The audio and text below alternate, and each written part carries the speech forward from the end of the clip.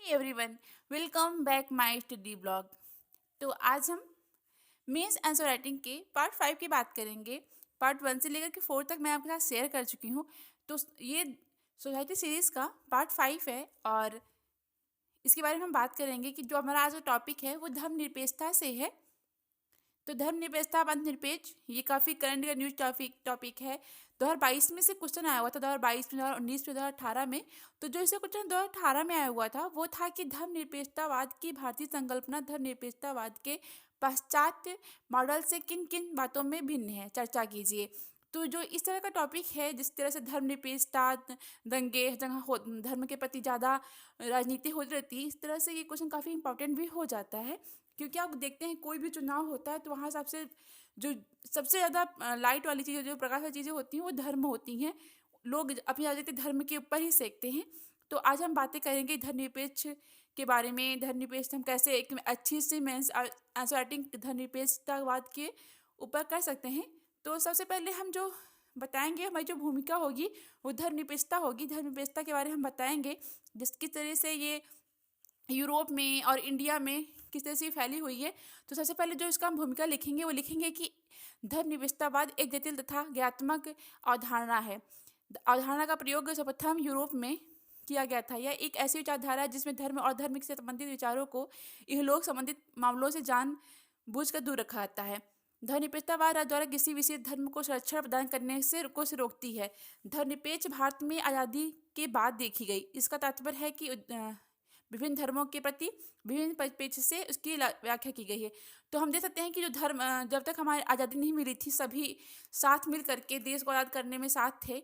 लेकिन जैसे आज़ादी मिली तो सब पाकिस्तान के दो टुकड़े हो गए, सॉरी भारत के दो टुकड़े हो गए, एक पाकिस्तान हो गया, भारत हो गया। तो ये धर्मनिरपेक्षता की वजह से ही है, क्योंकि मुस्लिम को एक अलग राज्य चाहिए था।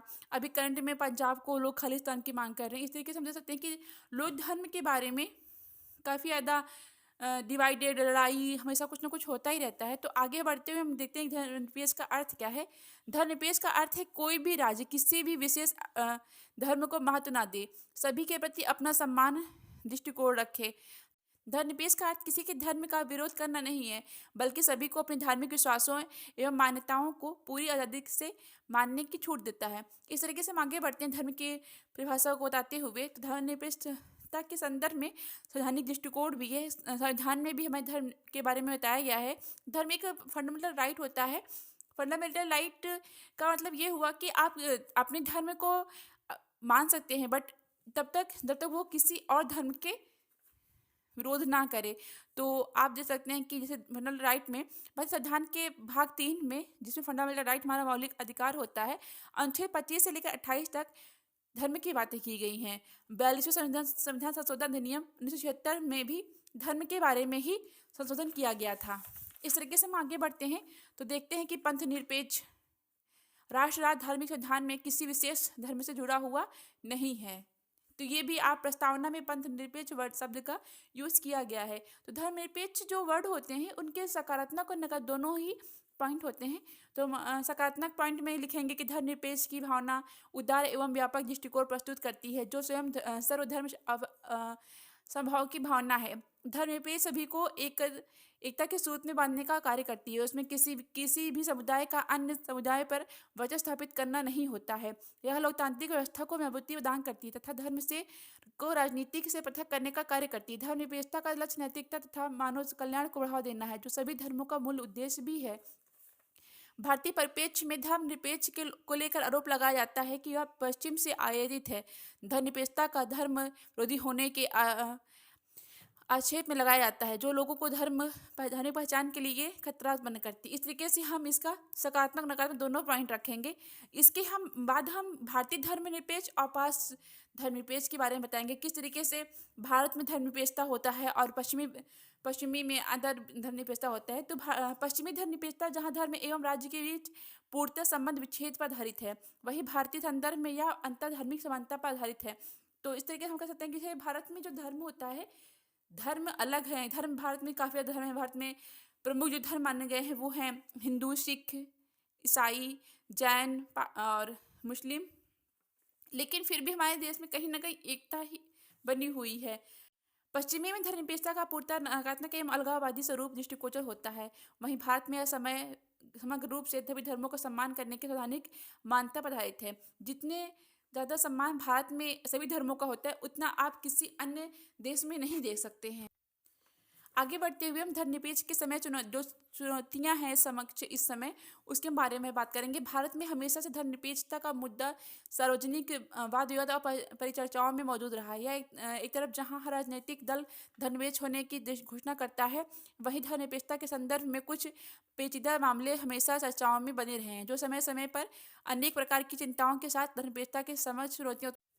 वर्ष 1954 में दंगे हुए थे जो दिल्ली और अन्य हिस्सों में हुए थे। इसमें से 27 लोगों की मृत्यु हुई थी।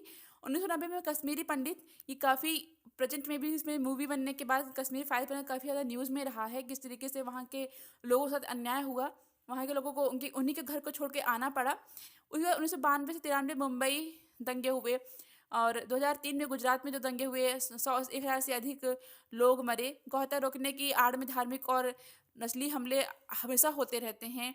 मॉब लिंचिंग काफ़ी ज़्यादा इसमें देखी जाती है। मॉब लिंचिंग काफ़ी ज़्यादा तेज़ी से बढ़ रही है कि लोग भीड़ में किसी एक आदमी को मार डालते हैं। कई लोगों को तो पता ही नहीं होता कि हम इसको मार क्यों रहे हैं, फिर भी वो भीड़ में उस आदमी को मार देते हैं।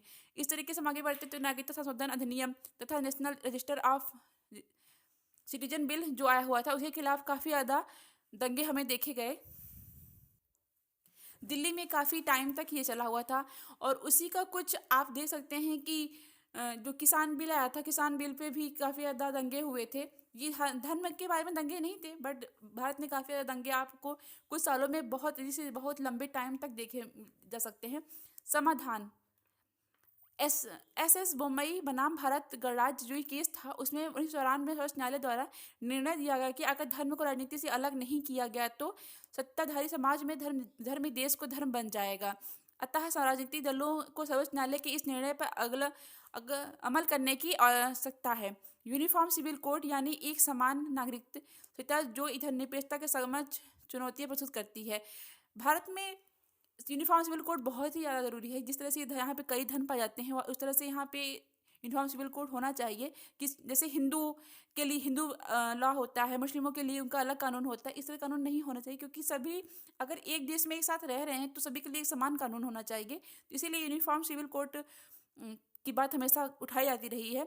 किसी भी धर्मनिरपेक्ष राज्य में धर्म विशिष्ट रूप से व्यक्तिगत मामला है, अतः जनप्रतिनिधियों को चाहिए कि वे इसका प्रयोग वोट बैंक के रूप में ना करने से बचें।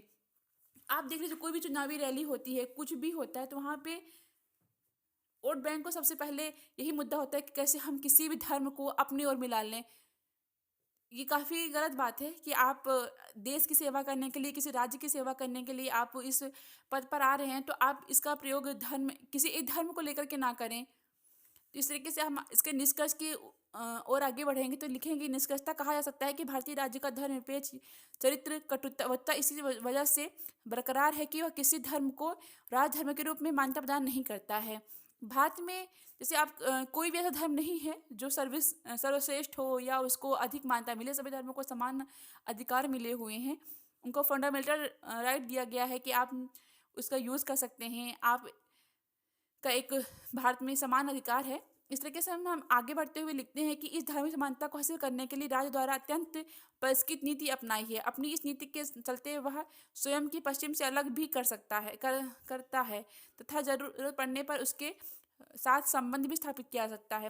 भारतीय राज्यों द्वारा समय समय पर आर्थिक अत्याचार का विरोध करने तथा राज्य के हित में धर्मनिरपेक्षता के महत्व को समझाने के लिए धर्म के साथ निषेधात्मक संबंध भी स्थापित किए गए हैं। यह दृष्टिकोण अस्पृश्यता पर प्रतिबंध, 3 तलाक, सबरीमाला मंदिर में महिलाओं के प्रवेश जैसी कार्रवाइयों से स्पष्ट रूप से देखा जा सकता है। आप देख सकते हैं कि जो प्रेजेंट में 3 तलाक काफ़ी ज़्यादा विवाद में था। अभी हिजाब का वो था कि स्कूल में हिजाब पे प्रतिबंध लगाया जा रहा था। तो ये भी एक समान अधिकार है कि लोगों को कि एक अलग मामला हो जाता है कि किसी भी स्कूल का एक अपना नियम होता है। उसी बात सबरीमाला मंदिर में महिलाओं का प्रवेश वर्जित माना जाता है। इस तरीके से कई मामले आपको धर्म के बारे में देखे जा सकते हैं। तो इस तरीके से धर्मनिरपेक्षता का पूरा मेंस एंसर्टिंग कंप्लीट होता है। तो ये काफ़ी इंपॉर्टेंट है। इसी साथ मैं आपके साथ बनी रहूँगी एक नए मेंस एंसर्टिंग के साथ। तब तक के लिए बाय बाय, टेक केयर।